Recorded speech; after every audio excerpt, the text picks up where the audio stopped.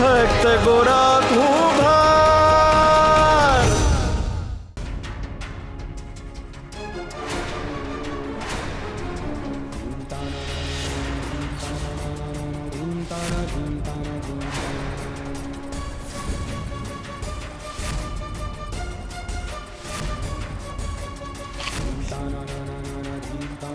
नहीं भगत नहीं. હરે કૃષ્ણ. હા, હા.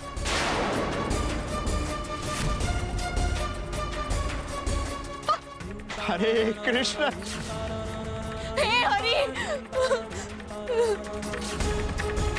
ભગત મહેરબાની કરીને બહાર નીકળો. ભગત આવું ના કરો, તમે દાજી જશો.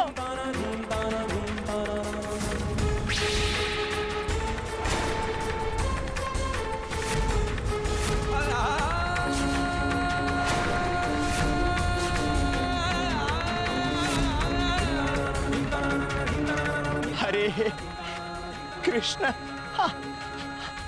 હરે કૃષ્ણ.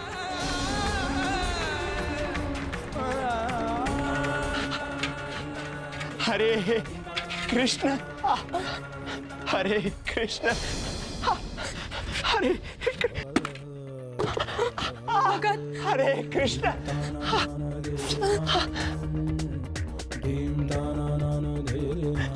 અરે બેટા, ગરમ છે, તું દાજી જઈશ. હું આપું.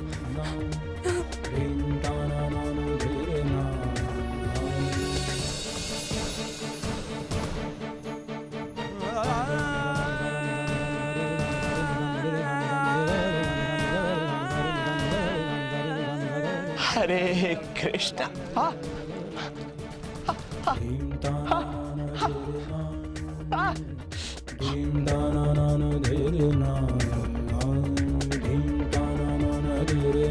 હરે કૃષ્ણ. હરે કૃષ્ણ.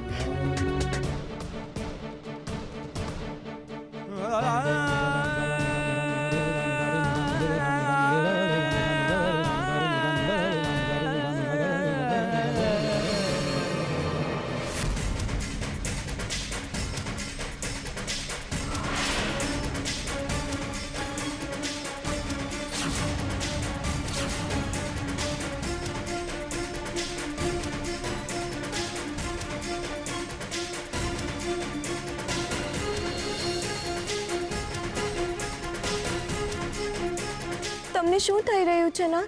મારા ભાઈબંધને ખૂબ જ બળી રહ્યું છે રૂકમણી. આ તમે શું કર્યું છે એ હું જાણું છું. જે પગે ગોરાએ એના બાળકને ખૂંદ્યું હતું, એ જ પગે એણે એના લગ્ન જીવનને પણ ખૂંદી નાખ્યું હતું. પરંતુ નાથ, ગોરાના પગને આપેલી પીડાથી તમે તુલસી અને ગોરાની વચ્ચે પડેલી તિરાડના ઘાને મલમ લગાવ્યો છે. હું જાણું છું નાથ કે મન પર લાગેલો ઘા જે અત્યારે રૂઝાઈ રહ્યો છે એ તમે કેમ કરી રહ્યા છો.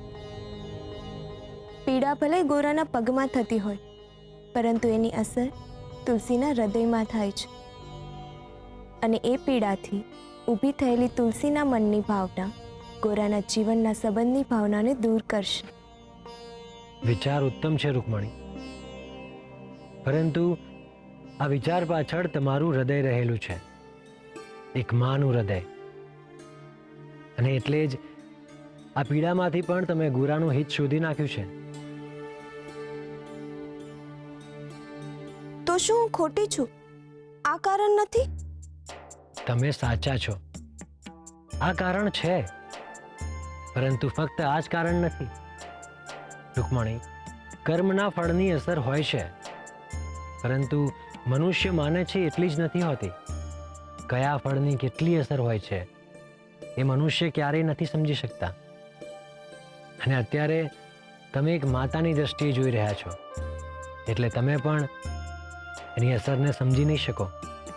એટલે તમે એમ કહો છો કે ગોરાનો પગ દાઝી ગયો છે, એની હજુ પણ બીજી અસર પડશે એના જીવન પર? પડશે, ખૂબ જ અસરદાર અસર પડશે.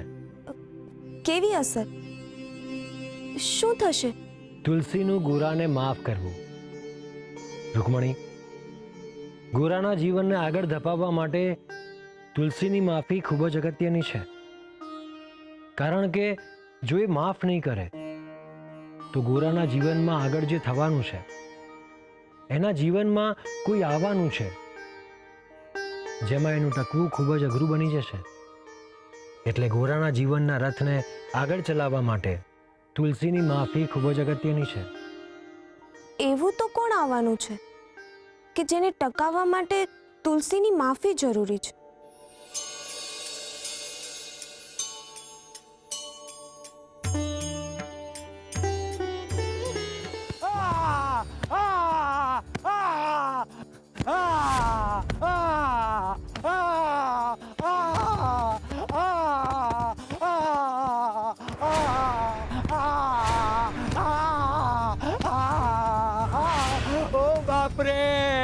ખવૈયા કરો યુવરાજ, ખવૈયા કરો.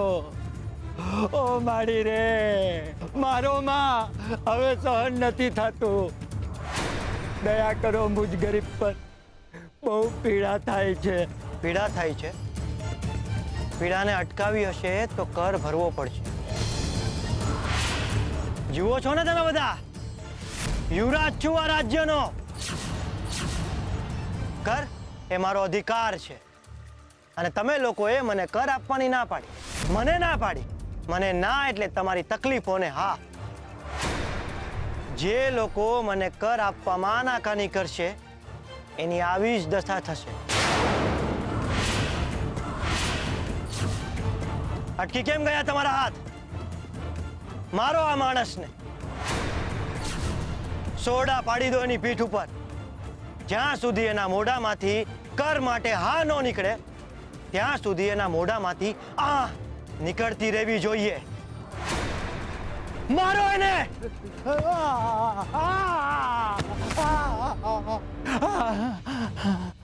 મહેરબાની કરો યુવરાજ, મહેરબાની કરો. તમારું ચાબુક હવે આ ખોળ્યું નહીં ખમી શકે. તમારું રાજ્ય તમારા જેવા દેશદ્રોહીઓને નહીં ખમી શકે. જે કર નહીં આપી શકે એને જીવવાનો કોઈ અધિકાર નથી. નહીં યુવરાજ, નહીં. આવો જુલમ નહીં કરો. આ વરહે વરસાદ ઓછો પડ્યો છે. ધરતીએ અન્ન ઉપજાવ્યું નથી. અમને પોતાને ખાવાના ફાફા છે તો તમારો કર ક્યાંથી ભરી શકીએ? માય બાપ, દયા કરો. અમે તમારી જનતા છીએ. જો જીવશું તો કર દેવું. આવા આકરા ના થાવ. તમારા પિતાજી મહારાજ જેવા દયાળુ બનો.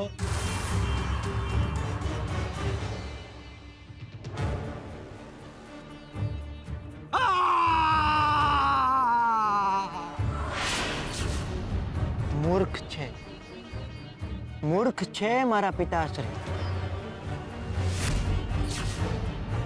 એમની જ મૂર્ખામીની સજા તમે લોકો ભોગવી રહ્યા છો. એમને રાજ્ય ચલાવતા નથી આવડતું, પણ મને આવડે છે. હું સમજી ગયો છું કે તમારા જેવી નઠોર પ્રજા પાસેથી કામ કઈ રીતે લેવું. જો રાજ્ય ચલાવવું હોય તો આ જ રીતે ચાબુક ચલાવવી પડશે. જોઈ શું રહ્યા છો? મારો અને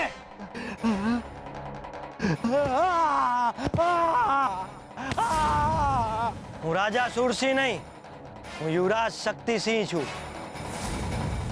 તમારા બધાની દયામણી વાતો અને બાપડી બિચારી આંખો જોઈને મારા હથિયાર હેઠા નહીં કરું. મારે જે જોઈએ છે એ કોઈ પણ રીતે મેળવીને જ રહે. એ ગાંઠ મગજમાં બાંધીને રાખજો. તમારા મહારાજ મરણ પથારીએ પડ્યા છે. એ કહેવા પૂરતા જ આ રાજ્યના રાજા છે. બાકી આખા રાજ્યની ધુરા હવે મારા હાથમાં છે. અને મારા હાથમાં જે છે એને કઈ રીતે સંભાળવું એ મને બહુ સારી રીતે આવડે છે. તમે સમજી ગયા હશો કે મારી રીત થોડી જુદી છે.